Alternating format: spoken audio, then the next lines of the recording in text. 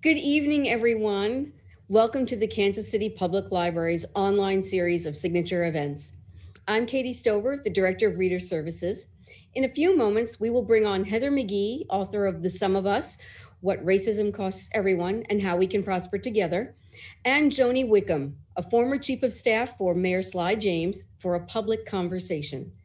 Tonight's event is held in partnership with the Ewing Marion Kauffman Foundation, and we're delighted to welcome Liz Freeman, the Program Officer for Education at the Kauffman Foundation.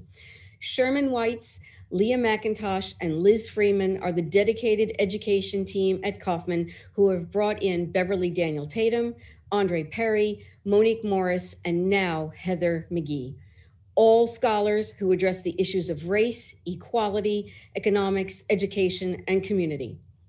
In partnership with this team, the library hosted a series of community conversations on The Sum of Us, led by Liz Freeman, and I hope you had the chance to attend one of them and pick up one of the complimentary copies of The Sum of Us provided by Kauffman. Liz has the honor of introducing tonight's esteemed guest speakers, Heather McGhee and Joni Wickham. Liz. Thank you, Katie, for that warm welcome. Hi, everyone. Thank you all for joining us tonight for this important conversation. I'm very excited to introduce our two speakers. I've loved getting to read and lead the community conversations on The Sum of Us over the course of the past few weeks. First off, I want to introduce Joni Wickham. Joni Wickham arrived in Kansas City almost 10 years ago after leading initiatives within state and federal government, as well as advocacy organizations.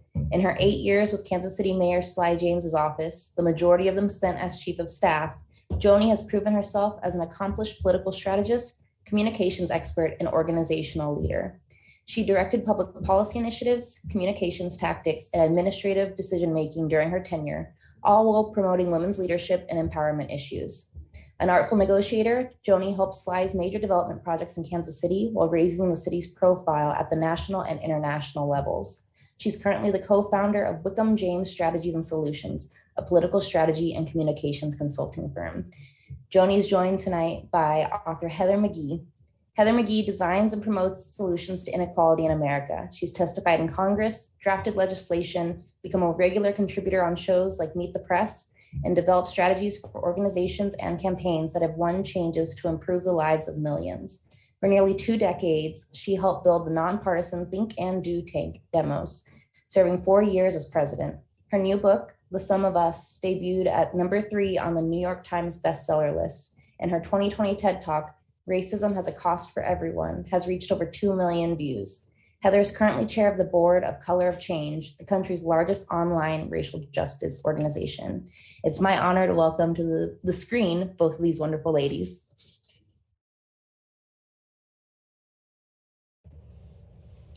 Thank you, Liz. What a pleasure it is to be here tonight with Heather. Heather, it's so nice to see you. Your book just really blew me away in so many ways. And it's a real pleasure to be able to share this evening with you on my computer screen. Wish we could be together in person, but hope springs eternal, and maybe one of these days we could do that. That's right. Well, thank you, Joni. And I just want to say before we launch into this conversation, which I'm really excited about, I want to thank Liz for leading the community conversations to the Kansas City Public Library and to the Kauffman Foundation. As a writer, it's a real dream. First of all, it's a dream anytime anybody reads your book. It just still kind of gives me a thrill. But the idea of 2 things that I write about in my book, public goods, libraries, which are palaces for the people, and conversations in groups, people coming together and trying to come to terms with the history of this country, who we are to one another, what we can do, really sort of tackling the ideas in the book together. Those are 2 big parts of what I tried to accomplish with The Sum of Us. So I'm really grateful to the folks in Kansas City and to Kauffman and to the public library for allowing both of those big core ideas from the book to happen in real time in the conversations about The Sum of Us. So thank you. Absolutely, so much synergy already. So let's get going into this conversation. I have so many questions. So first of all, let's start with this whole concept of the zero-sum paradigm. Can you tell the viewers what exactly it is and how it's gained such a foothold in the American consciousness, particularly among white people? So this is something that I really came to late. Like I spent, as Liz Bio said, I'm a public policy wonk. So I look at research and data to spot problems in the American economy, try to craft evidence-based solutions to fix them, try to get policymakers and business leaders to make better economic policy decisions. And it seemed to me like after nearly 2 decades working on those kinds of issues, wages, benefits, taxes and spending, infrastructure, like it was clear that inequality was getting worse and worse, right? We have 1% of the population that owns more wealth than the entire middle class, while 40% of adult workers before the pandemic were paid too little to meet their basic needs for things like housing and food, right? The economy is just not delivering for working people. It's delivering so well for corporations and the very wealthy, but for the people who put in the most work, it's really not delivering. And we had solutions, but it seemed like they were kind of falling on deaf ears. And so I wanted to kind of put in some ways everything I knew aside and go on a journey across the country to find out what was really going on. What's the deeper story that's holding us back from solving some of these big problems? Because it's not like we don't know what to do. It's not like we don't know we haven't done better in the past. It's really that there's something holding us back. And that's, Joni, where I found evidence of this zero sum. And that's the idea that there's sort of a fixed pie of well-being, and if I get a bigger slice, that means you must get a smaller slice. This idea that we're in this sort of head-to-head competition for status, and progress for one group has to come at the expense of the other. And you mentioned white people. I was really looking at it as an economic story, but it turns out that it really does have this racial filter on it, that the sociologists who study this issue find that when people believe the zero sum, they believe that it's racial and ethnic groups who are sort of competing for status and belonging and for the benefits of a society. And they also interestingly found that white Americans are more likely to view the world through this zero-sum lens, that basically folks of color don't believe that our progress has to come at white folks' expense, but the reverse isn't true. And so I really wanted to find out, well, where did this idea come from, right? Everything we believe comes from a story we've been told. And so I wanted to know, well, who invented this story? Why? Why are they selling it? How are they profiting from it? And that's where I did have to go back a little bit in history. I'm not an historian, but you do have to sort of understand where certain phenomena in our society come from. And that's where I found, Joni, this idea that the zero-sum lie of racial hierarchy, that some groups of people are better than others, that there's a status ladder, and we really need to jealously guard our place on a rung, really came from our founding, and before our founding, when the original economic model in the US, the idea that we would have stolen land, stolen people, and stolen labor, and that we had sort of masses of white people, soon to be sort of thought of as white, European, mostly indentured servants who were landless, the colonial plantation elite that was sort of getting all of the spoils and the gains from the economy, wanted to sell this zero-sum story to the landless European servants so that they wouldn't find common cause with African and indigenous people, as was happening sort of more and more in the early days of settlement in the US. And basically it was saying, side with your color instead of your class. And that kind of racial bargain, see yourself as a little bit better than, have some privileges, and therefore separate from people who are struggling almost the same as you, and look up to those who are benefiting from a rigged system, that has been a kind of divide and conquer tactic to this day. Yeah, it's so interesting, your comment about how history, if we don't learn from it, it can repeat itself. And I think we're seeing a lot of that playing out in our economic order today. One of the things that I really want to talk to you about, partially because admittedly of my own union background, I found it so insightful what you wrote about the union movement. And one chapter of your book in particular discusses the erosion of power in unions after the civil rights movement. For folks who haven't had the opportunity to read your book yet, number one, you have to. But Heather writes about how she visited an auto plant in Mississippi where you were told by a white worker that if the blacks are for it, I'm against it. What do you think are the conditions that create this type of conflict? And did the black factory workers have the same zero-sum attitude about power sharing? What do you think?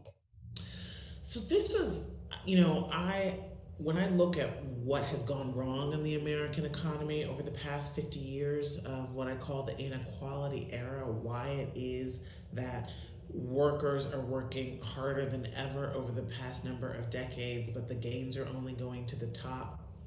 The loss of power, of collective bargaining, of unions is a huge piece of the story, right?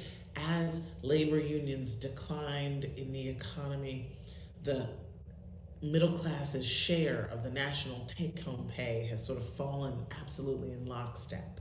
So this story, the big puzzle of what happened to American labor that was the backbone of the great American middle class, was something I wanted to tease out. And I knew the kind of story that didn't involve race. I knew that, corporations had begun to organize. They'd started breaking labor laws and seeing the fines as just a cost of doing business. Corporations had become much more anti-union.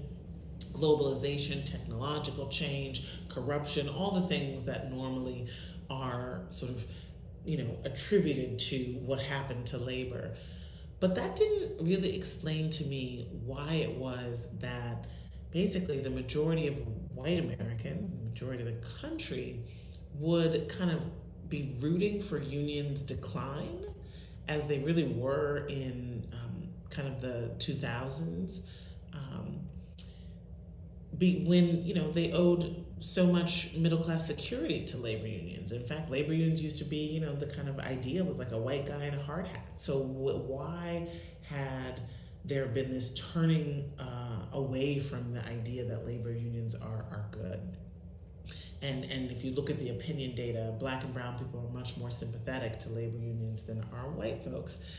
Not to mention, that the majority of white Americans vote for the Republican Party, which has been more and more increasingly over the past 40 years quite opposed to labor and siding with big business. And so I wanted to figure out what's going on. So I flew to Mississippi, where a Nissan plant, the workers at a Nissan plant had just voted against organizing in a union. And I'm from Chicago, so I knew that, if you worked in one of the big three and you had a UAW job, like, you were set for life. So for me, I was like, why would anybody not want that, right? What is going on? And as it turns out, there are lots of different things going on, but one of the big issues was that the management at the company really made it seem, and the sort of politics around the fight in Mississippi really made it seem like union was sort of like a dog whistle for the North, right? It was almost like literally like Union Confederate. It was like unions are these northern institutions that are going to try to put people on an even playing field, and that's not the way we do things around here. I felt like, well, it should be obvious that a union is better for workers, right? You get better health care, real pension, better job security, higher wages. Like, these are real benefits. This is money in your pocket.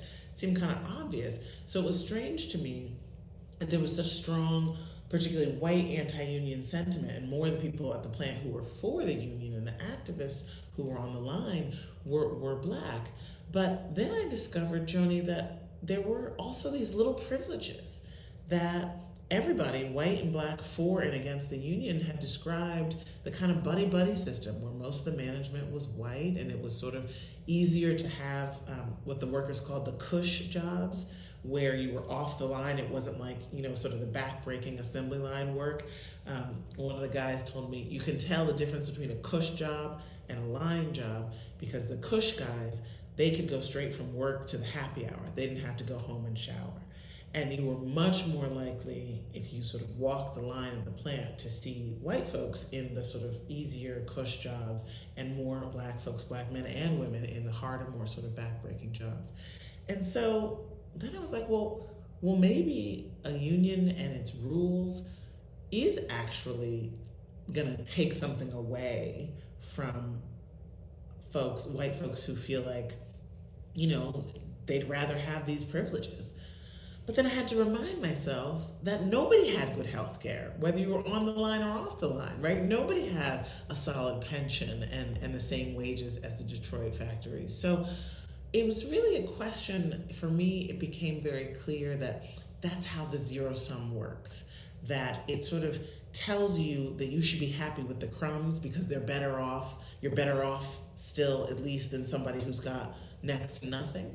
But ultimately, we could all be better off. And that's where this idea of joining together across lines of race and changing the rules, finding the collective power to be the many that take on the few, which is sort of the idea of labor unions, the idea of collective action and collective bargaining. That's where the black and white workers who were for the union that I talked to talked about how you have to get over the racism part. You have to build trust across race in order to really have a strong union. And that was why, some of the least organized, states in the country are in the South. Yeah, I mean, when you talk about collective bargaining, at the heart of that is the collective ability of everyone, regardless of race, to be able to work together to increase their own economic power, for sure. So let's talk about the financial crisis for a few minutes.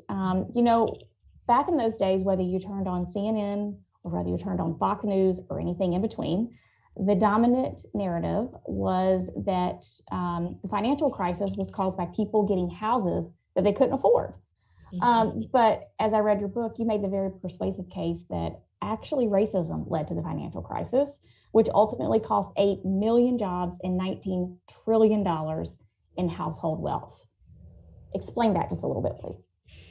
Sure. I mean, people often ask me, like, what was my favorite chapter to write? This chapter on the financial crisis, which I called Ignoring the Canary, certainly wasn't my favorite chapter to write. It was the hardest chapter to write. I had the most drafts.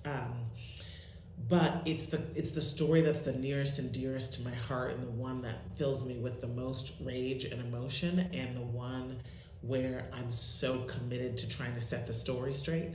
And that's because during my career working in public policy, this issue, the rules on Wall Street that were set and then loosened around lending, the predatory mortgage crisis, subprime, credit cards, debt. This was the issue I worked on the most. And I worked on it back in the early 2000s when very few people were paying attention to what was going on in families', pocketbooks and their balance sheets around the country. And it was a real lesson for me in racism in our politics and our policymaking ultimately having a cost for everyone. So here's the story as I like to set it straight. First, that was, as you said, Joni, the sort of conventional wisdoms that the problem was basically the borrower's fault, right? Mm-hmm. You shouldn't have taken out a loan that was too big. You shouldn't have gotten out ahead of your, you got too big for your britches, basically. Yeah. Shame on you. Yeah, shame on you. And the you was often, Black folks, brown folks. There was a sense of sort of like it was, this sort of the conservative argument, the conservative story of it, which was really picked up by the mainstream, media, was that sort of government was being too kind, and somehow put people in houses they couldn't afford. That was a direct quote from somebody I was meeting with in the Hill. But that's not what happened. What happened was that, after generations of the government subsidizing housing and mortgages to make home ownership affordable to help build the middle class, but doing so in a way that was explicitly racially exclusionary, like drawing maps of the whole country and drawing red do not lend lines around Negro areas out of the never substantiated assumption that Black people would be too big of a credit risk. Requiring private developers, if they got tax breaks and subsidies, to include racial covenants saying these houses can only be sold to people who are wholly of the Caucasian race, right? That's what the government did in the 1930s, 40s, 50s, 60s, and 70s. And so then finally, as the civil rights movement and the kind of movement for equality in the country finally got to the financial sector, you saw those, explicitly racist provisions being removed from the mortgage market. But it was also a time when deregulation was the order of the day, when there was this sense that, government can't do anything right, so let's loosen the rules on everything. Let's let lenders regulate themselves. And that was a bipartisan approach, I will say. But what ended up happening was that then you had these lenders saying, well, you know what? Why don't we just basically charge whatever we want for a mortgage? Why don't we include these new strange terms like balloon payments and prepayment penalties and credit insurance and all these things that added all these costs to the mortgages? And they decided that they could test these new strange mortgages out on the population that was sort of the last in line for home ownership, that had just started being able to get a foothold by hook or by crook. And it was in Black neighborhoods, but specifically Black neighborhoods where there were already a lot of homeowners and where the loans that were being marketed weren't first-time home buying loans. They were actually refinance loans of existing loans. So that's one myth, is that it was like people getting into homes that they couldn't afford. The vast majority of these subprime, meaning more expensive for people who had less than prime credit, get to that in a second, mortgages were refinances. So you already had people who had gotten into home ownership with safe loans, and they were being sold these flips of their mortgages that made them more expensive and less sustainable. So they would target these equity-rich Black and brown neighborhoods, and like 5 phone calls an hour, leafleting on the door, door-to-door knocking. You got a hole in your roof there, you're gonna need to get a new roof. Would you like us to refinance your mortgage, get a little cash out? I see you've got an extra car in the driveway. Is your family expanding? Would you like to get a little cash out to refinance? All this aggressive marketing. And then the other big myth that I wanted to break was the idea that this was people who had bad credit. Again, sort of, like they were less worthy than. The majority of subprime loans up until the peak of the crisis, so in the early days, went to people who had prime credit scores. Because there was no law that said if you have good credit, you get an affordable loan. The limit was just what I can market to you and sell to you and swindle you into signing on the dotted line. And so there was so much fraud in the market, so many aggressive tactics. And what ended up happening was you had these loans that quickly led to foreclosure, where people were losing their houses. It was like a fire raging in Black middle-class neighborhoods in places like Cleveland, lots of Midwestern neighborhoods, I'm sure Kansas City as well. And I was part of a crew of advocates who were seeing what was going on, were looking at the data and saying to regulators and to state officials, something is wrong. And there was so much, particularly the higher up and the further away you got from the communities. There was a lot of local actions that were taken because people knew, but the state government, the federal government, they just couldn't see through the stereotype, right? That sort of like, these folks never had homes before, why should they? The very old idea that Black people are bad credit risk, right? That's the reason they had the redlining maps in the first place. And so there was just not a sense of urgency. There was a lot of blaming the victim. And so because of that, because of, money was being printed hand over fist, right? Because it's so profitable to charge someone an incredible amount of money. And once they Wall Street got in and chopped and diced up the mortgages. Even if the house went into foreclosure, they had the saying, I'll be gone, you'll be gone, right? You just sort of pass the buck up to investors, and it didn't matter if the actual underlying house went into foreclosure, they could find a way to profit off that too.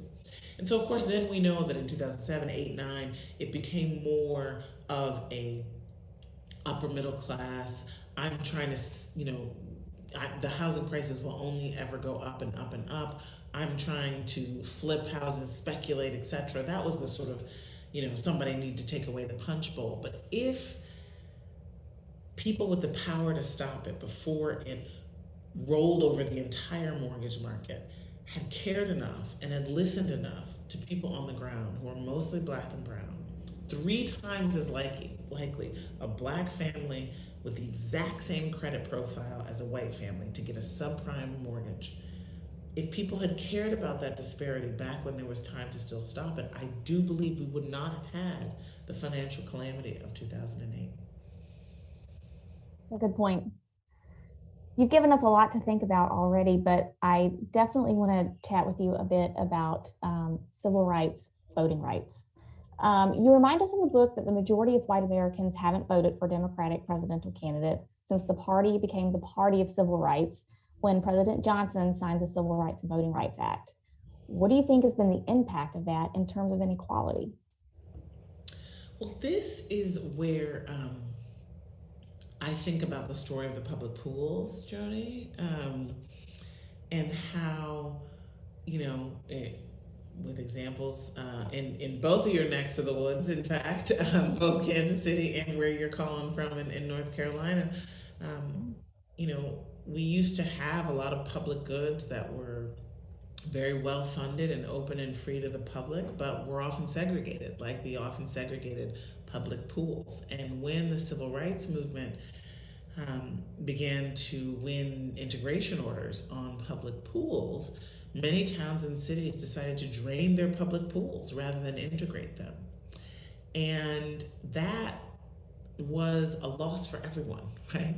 It was an example of the kind of white support for public goods only being conditional once it was extended to a public that they'd been taught was not good, that they'd been taught to disdain and distrust.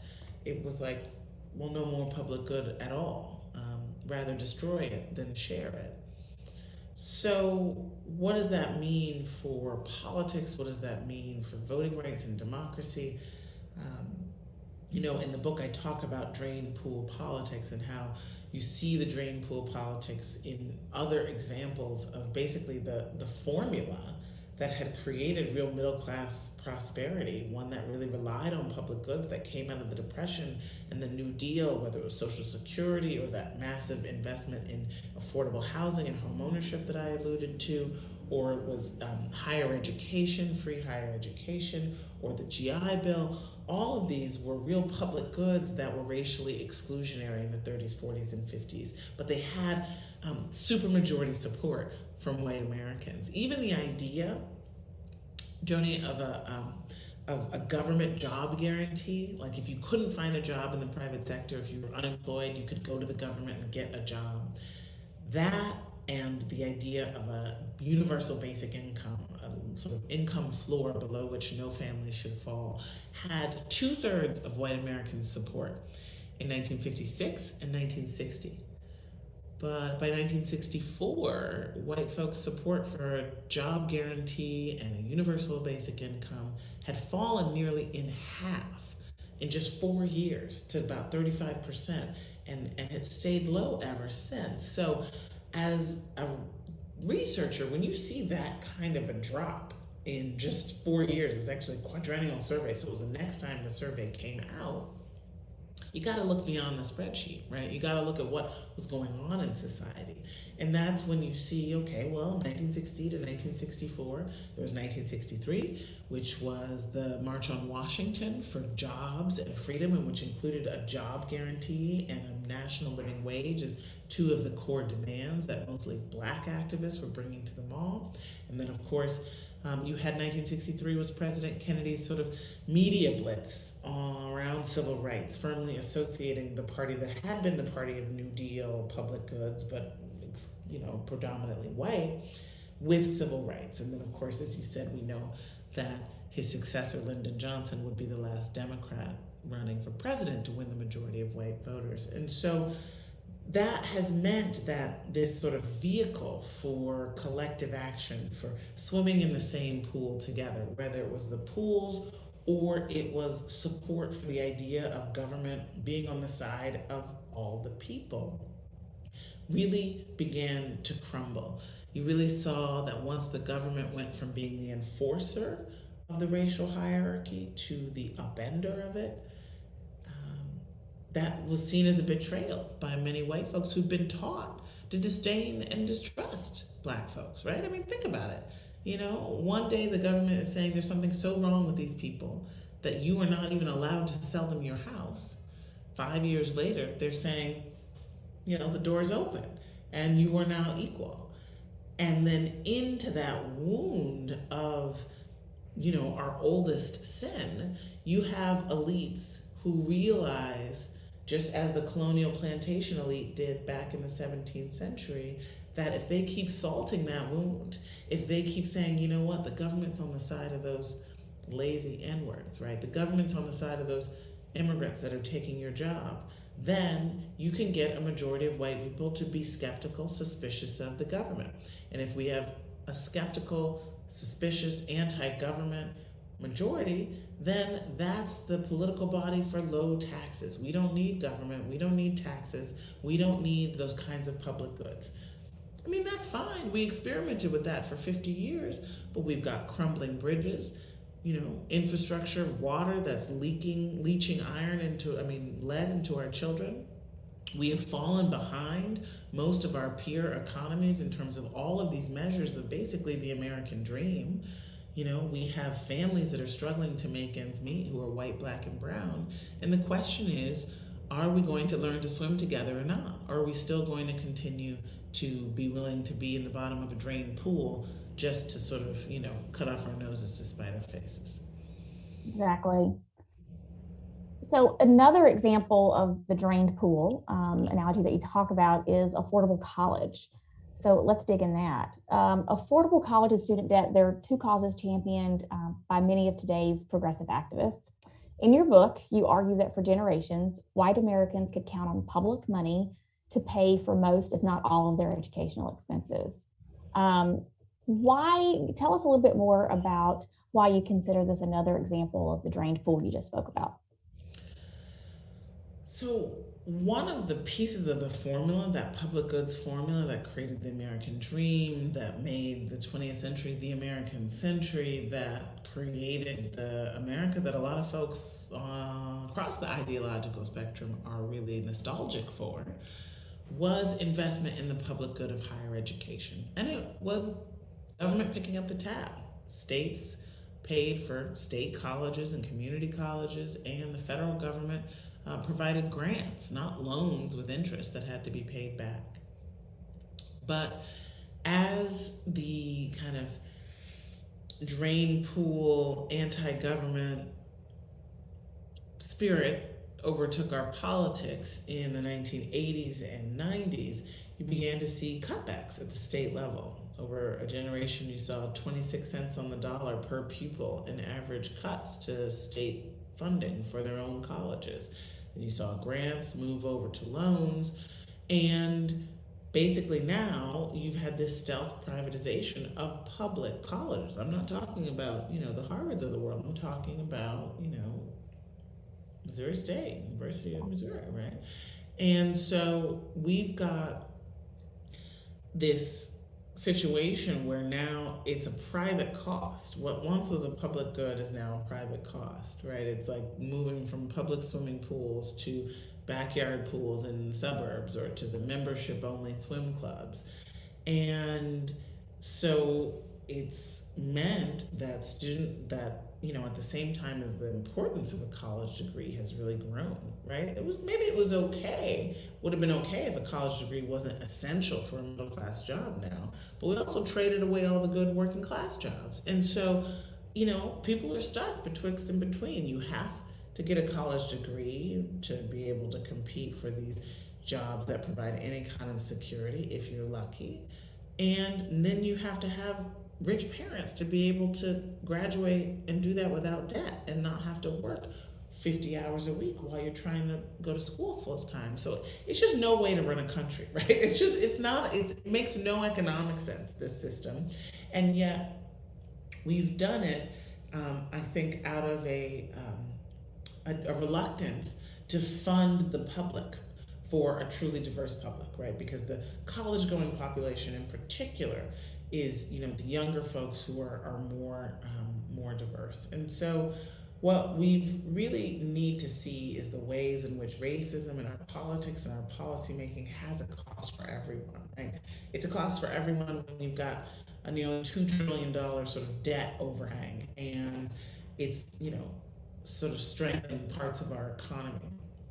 It's a cost for everyone because even the Black students have to borrow at the highest amounts, and the most often, 8 out of 10 Black students have to borrow in order to go to public college, and that's largely because of that racial wealth divide, the way in which Black families were for generations left out of the subsidies of home ownership and assets that were done in the 30s, 40s, and 50s. And so today, the average Black family has about 15 cents on the dollar for the average white family. And the story of the financial crisis was also a story of a real loss particularly of Black wealth and Black home ownership.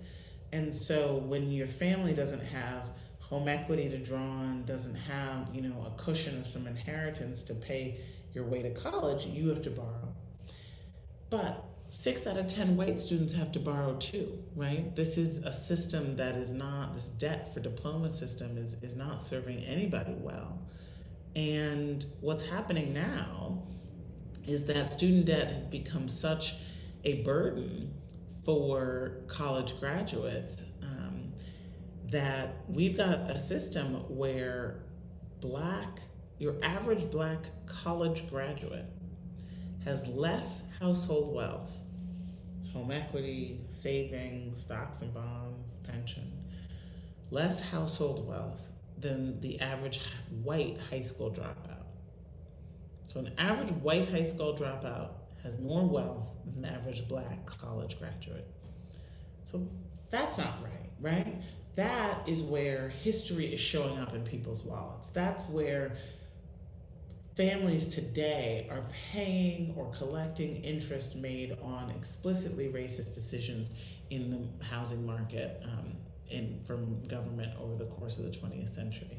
And so the fact that most people don't know that, the fact that most people don't know the history of exclusion in the housing market, it means that you drive across a Black-white neighborhood divide and you see better funded schools and higher property values, and you think that's just natural, that there's just something better, frankly, about white people. And when you don't know the history of the deliberate racial exclusion and how these things happen over time, then those stereotypes creep in. And that's part of why people today, who want to keep us divided from one another and want to keep us believing stereotypes about one another, don't want us to learn our history and are trying to ban history in our public schools. So why do you think that racism is at the center of the spiritual and moral crisis facing our country? What you've discussed, the public pools example, the issues with folks being able to find an affordable way to go to college and break this diploma and debt scenario that you were talking about. This seems like a spiritual and moral crisis.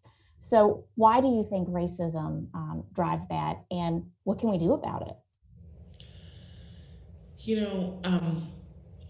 I'm an economy person, I'm a policy person. I didn't set out in the book to write about morality and spirituality. I just wanted to find out what was going on. Why, as I write in the first line of the book, why we can't have nice things, why we can't have well-funded schools and reliable modern infrastructure and wages that keep workers out of poverty. That's what I wanted to know. But in my journey that I took across the country to write this book, I really kept talking to people who ultimately were saying there was something deeper going on, that there's on some really deep spiritual and moral level, there's something not right. And then I thought about the fact that, in a way, our economy and the rules that we agree to in a democracy to guide our economy are kind of, all of that is guided by our sense of what's right and what's wrong and what's fair. And if our moral compass in our society has been off for a long time, is it no wonder that our economy is adrift? So I was like, this is not my realm of expertise. Let me talk to the pros, right? Let me talk to the rabbi, to the evangelical preacher. Let me talk to the minister. Let me talk to the priest. Let me talk to the imam. And I talk to people who, are leaders in their faiths, and ask them, how is it that you wrestle with how is it that your faith wrestles with racism? Both individual racism and the history of racism in your church or in your the institutions of your beliefs. And it was pretty uniform. The histories in different churches are different, and different faiths are different, but it was pretty uniform that the teachings, the spiritual teachings, say that we are one, that we are all the creation of the divine. God didn't make no mistakes, as folks would say, right? But that the institutions that are run by men have often adopted the biases of men. And so there's been a white supremacy that's been read into and gotten in the way of the interpretation of the divine word. And so I found that all very interesting, as a person who is not deeply religious, but is very moved by spirituality and faith. I found it was very interesting. And I think that chapter could have been much, much longer in some ways, because there was so much rich scripture and information, and talking to an evangelical preacher who was trying to make a really multiracial church community. So many examples of people really trying to create the beloved community, trying to desegregate, what we often say is the most segregated hour of the week, trying to really create a reflection of the host of nations, the heavenly host of nations in the actual pews. Sounds like there's some additional material for another book, maybe. Maybe. Similar topic. You remind us of what should be a very scientific viewpoint addressing the climate crisis. But that issue has become an opinion largely based on things like race and gender, political affiliation, with white conservative men most likely to deny climate change. You set out in this book to figure out why. Can you please share with us what you found out? Well, this was the other chapter that I did not include in my original outline, that I wasn't planning to write. But once I began to see this pattern of big problems going unsolved because of drained pool politics and zero-sum thinking, I thought, well, what's the biggest problem we're not solving here, right? The whole weight of science, the world around, is saying your house is on fire, and we're like, da, da, da, da, da, da. Like, what is going on here? And So I talked to climate sociologists and scientists who had studied, public opinion around climate change action and climate change solutions. And they found this big parallel, right? This big correlation between identity and how alarmed you are about climate and how willing you are to see government take action to do something about it. And it was fascinating. I tried throughout the book, when I learned something about, well, majority of white people think this, or this is correlated with race, to not just be like, okay, well, that's just what white people do, or that's just what black people do, but say, like, why, right? Like, we're all just the products of our stories. This is not like biologically white men are more,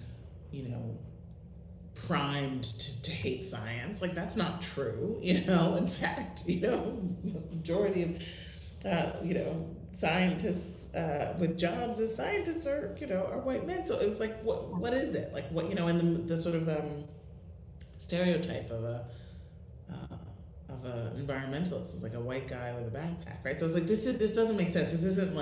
This isn't something essential about white masculinity that would say, screw the planet, right? That, I don't get it. But ultimately, and the book, the people I talked to in the book have a lot more sort of nuance around this, but essentially, one, and I think this is the most important piece, the kind of political and economic players who wanted to fight climate change solutions because they had a vested interest. They had coal and fossil fuel money. They realized that if they, particularly in the Obama era, when President Obama was taking a lot of actions, Paris Agreement, the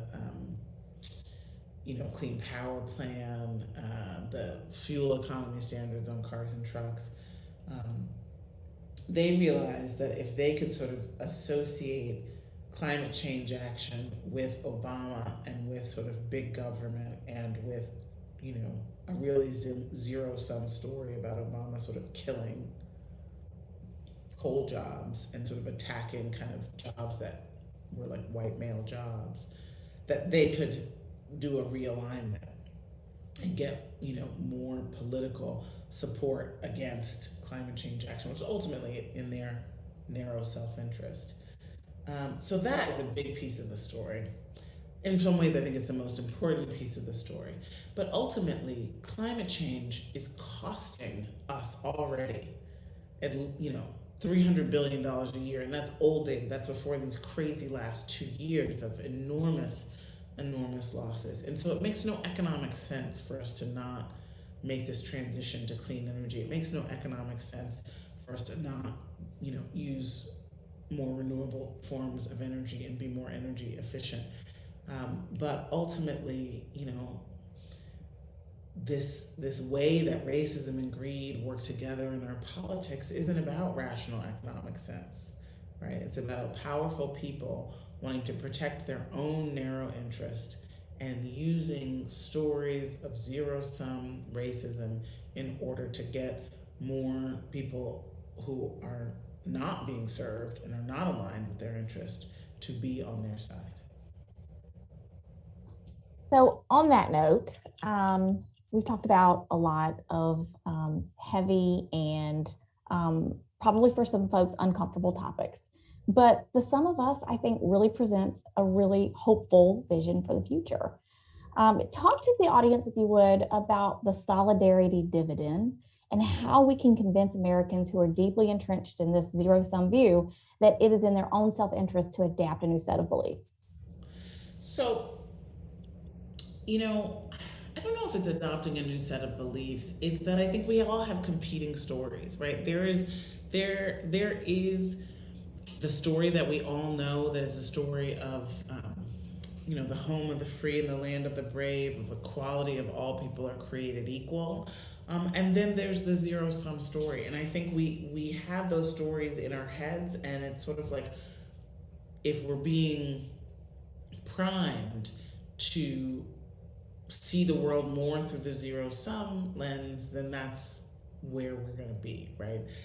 So I think it's really about tapping into a different story and not sort of totally changing beliefs. But the book is hopeful. I really wanted to write, somebody said like a page turner about racism, right? The book is hopeful because ultimately, I guess I'm hopeful. I found this evidence of what I began to call solidarity dividends, these gains that we can unlock, but only if we come together across lines of race to solve problems that we cannot solve on our own, to find common solutions to common problems. And I found examples of solidarity dividends in higher wages and better funded schools and cleaner air. In Kansas City, Kansas City actually plays a significant role in the solidarity dividend story in the book and in the chapter about labor organizing, No One Fights Alone, where I met Terrence and Bridget, and they are two of the many low-paid workers in fast food who put aside, racial distrust, and were able to link up arms and say, you know what, it's not about us versus them. For us to come up, they've got to come up too, because as long as we're divided, we're conquered. That's a direct quote from Bridget Hughes, one of my heroes. Terrence Wise, who says, it's this whole movement, the fight for 15 and a union, is really about finding a new identity for a multiracial working class, folks who, get up and work every day and are not getting paid what they deserve.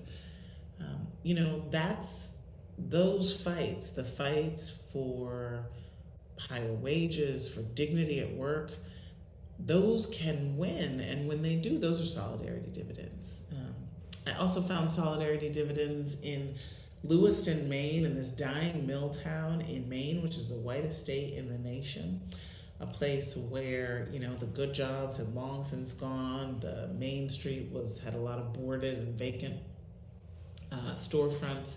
But a total accident of history brought an influx of mostly African, Muslim immigrants and refugees who revitalized the town and who were, willing to put in the hard work to open up shops and take down the boarded windows, and whose, children brought laughter to the halls of the schools again. So many schools in that area were closing up because the jobs had gone away and the people had gone away, and there was an aging population. I talked to a woman there named Cecile, who is a Franco-American. Her parents were Francophone Canadians who came down to Maine at the turn of the century to work in the mills, and she was really lonely, isolated, living on her own. And she said, you know what, I want to go down to the Franco Center and relearn the French that I, stopped learning when I, stopped speaking when I was in high school.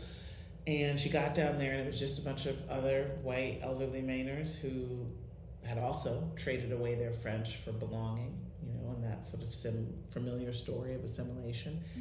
And then she went a couple miles away to the other side of town, where there was some affordable housing, and there was another French club, but those were mostly African Francophone folks who spoke beautiful French. And she said, well, why don't we combine these clubs? Why don't you come and teach the, mostly old white folks, the language of their youth? And that was a really beautiful story. And those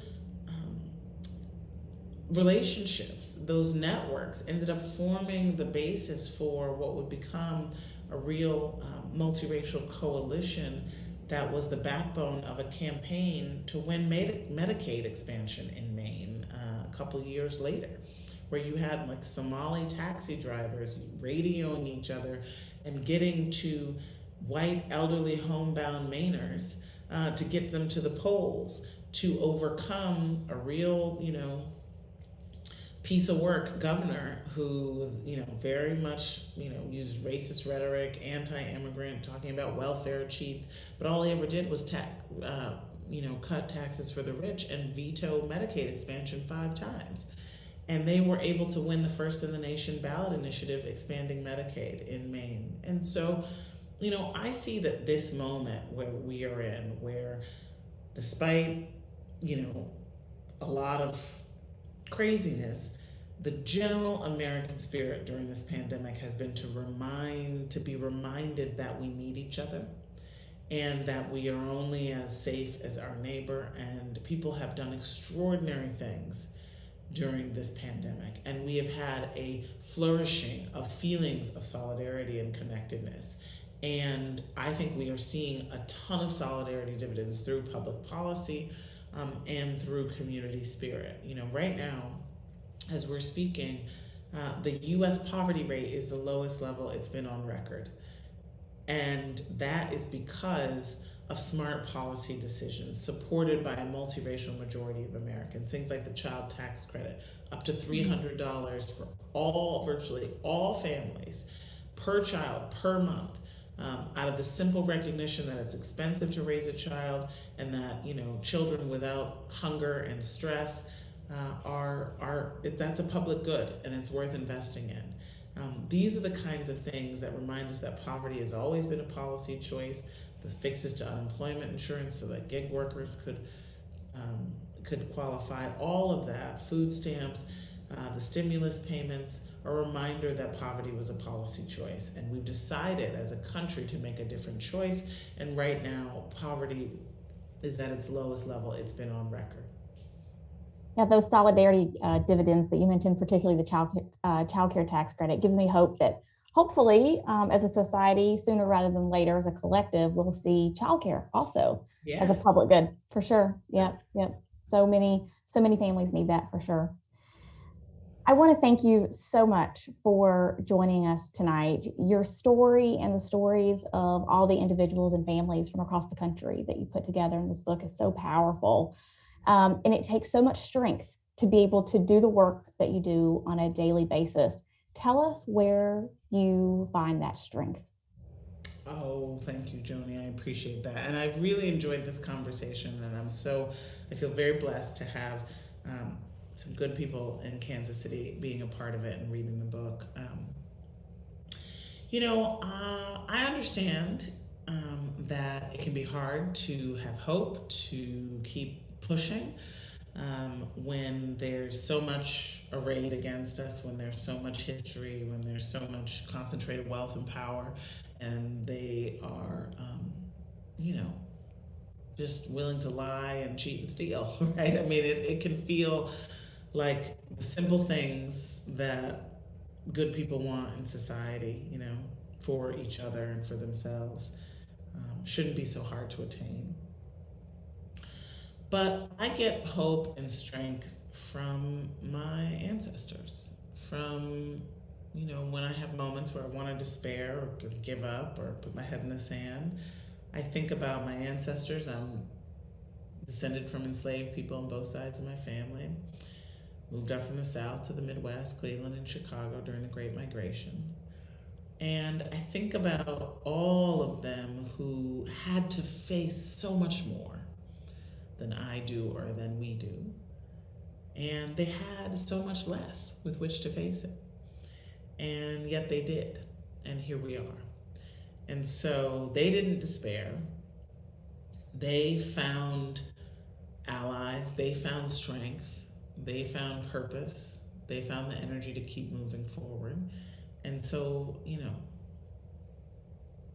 so do we all have to. Amen to that. Thank you so much, Heather. Thank you to the Kansas City Public Library and the Kauffman Foundation. And thank you to everyone who tuned in at home. This has been a spectacular evening, and I'm so grateful that I got to be part of it and to meet you. Thank you so much, Joni. Thanks to everyone. Take care of yourselves and take care of each other.